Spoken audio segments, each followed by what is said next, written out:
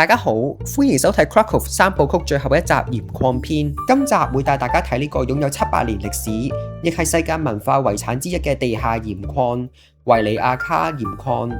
佢距離 Krakow 市中心大約係30分鐘車程左右。鹽礦主要有2個唔同入口，我哋今次去嘅全程大約係行3.5公里，最深落到去135米，全程大約係行2個幾小時。鹽礦提供唔同嘅體驗，例如有 tourist route、miners route 等等，入口地點亦都好唔同。旅程嘅沿途會見到教堂、鹽湖、鹽雕等等，而我哋就揀咗官方推介俾第一次嚟玩嘅遊客 tourist route。但我哋今次有啲柒啊，起初完全唔知道有2個入口，結果行錯咗去 miner 嗰條入口，橫掂錯開就有條路，就順便過下 miners route 啦。呢條路線主要係揼石仔做礦工體驗，要戴頭盔、用電筒鋸木頭，好似冒險咁落去地下探索。而喺你等開工嗰陣時，喺大堂入邊，你會發現有好多礦工會用嘅工具同埋體驗路線嘅擺設，令你更加了解礦工嘅日常同埋環境嘅。嗰日我哋15分鐘前嘟飛嗰陣時，先俾人話去錯地方，結果即刻要飛奔去另一個 shaft。如果大家都係去 tourist route 度玩，記住要認清楚對面呢間黃色小屋，再睇埋佢呢個鹽礦嘅標誌，千祈唔好去錯入口啊！記住仲要排啱語言條隊，唔係啊，你行完都唔知講嗰啲咩啊！之後職員就會俾一部收音機仔你，落到鹽礦就要靠佢聽導遊嘅講解，因為入邊係完全唔會有手機嘅信號，而落到去鹽礦就要聽導遊嘅指示去完成呢個行程嘅。喺入口區等齊人之後，大家就會齊娃娃咁樣行380級樓梯落去起點。講真，條樓梯仲要不停轉嚟轉去，行到中途真係會有少少頭暈。大話話都行咗差唔多成30幾層樓咁深喎。呢個導賞團全程會跟住導遊行，佢會一邊透露唔同嘅展覽品，同大家講解鹽對人類社會嘅重要性，以及背後同埋佢嘅歷史文化。而喺呢個高鹽嘅環境之下，鹽分係會滲入木材抽走水分，令木材變得更加堅硬，同時亦防止毛菌滋生。仲因為隔絕咗同氧氣嘅接觸，減低木材燃燒嘅風險。呢種天然嘅防腐效果，認真犀利啊！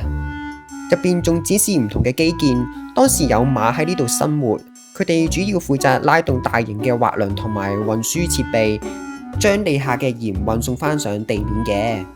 鹽雕雕咗唔少偉大嘅人物，包括有天文學者尼古拉提出地球自轉同埋圍繞太陽運行，之後對伽利略影響好深，推動咗現代天文學。亦有卡齊米日國王3世，佢係波蘭歷史 MVP 之一，改革法律、起大學、發展貿易同城市。仲有紀念以前嘅鹽礦工人，佢哋通常會拎住火炬或者油燈，因為以前礦工真係要靠火光喺地下工作。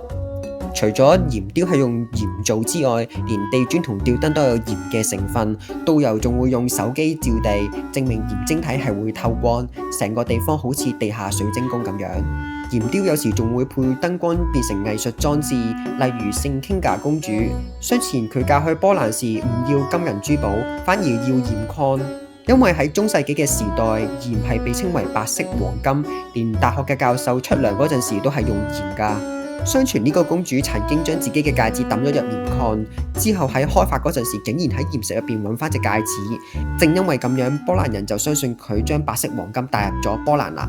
導遊仲講解唔同嘅鹽晶體有唔同嘅花名，例如長條形會叫意粉，一粒粒凸起咗嗰啲叫做椰菜花，不過唔係有病嗰啲喎。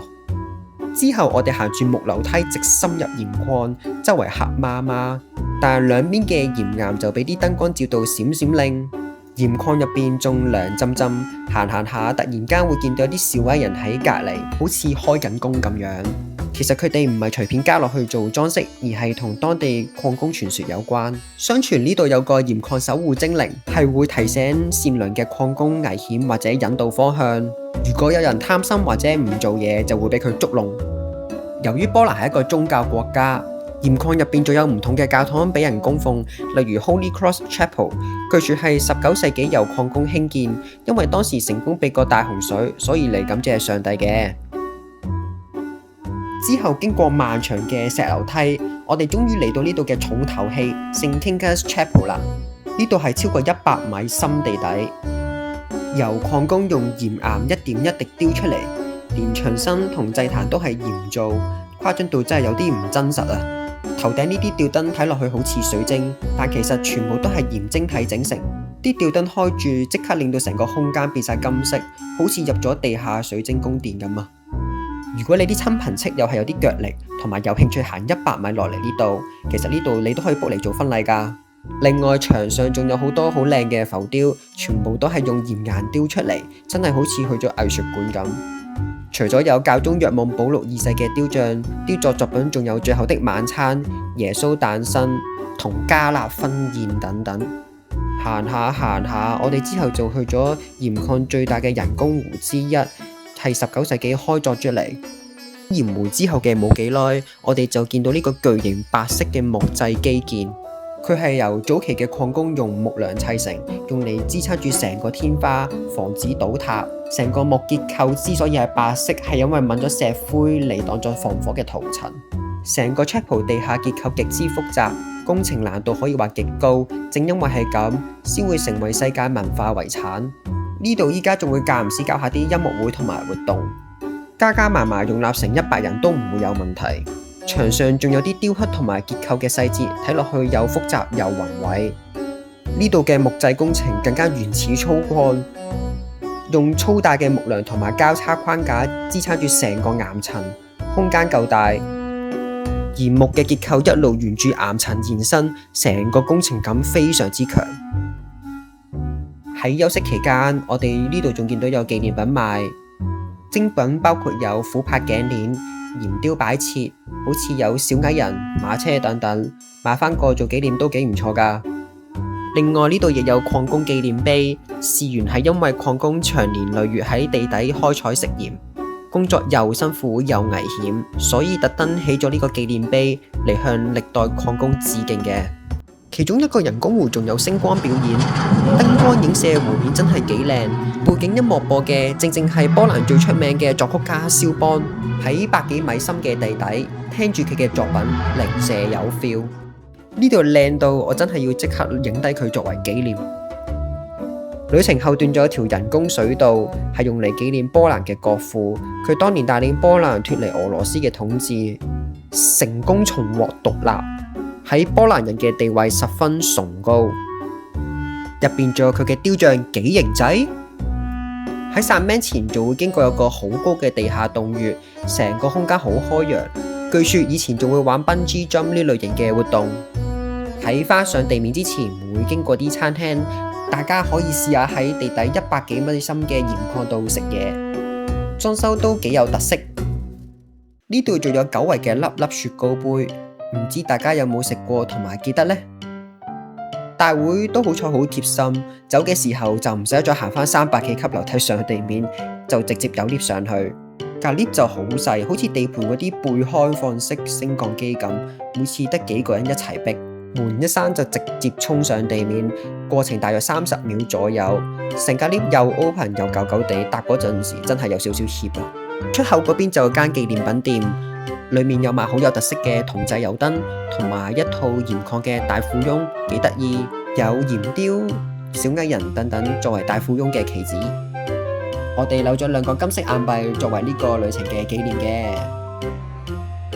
呢個小鎮除咗以世界知名鹽礦聞名，仲同若望保祿2世關係密切。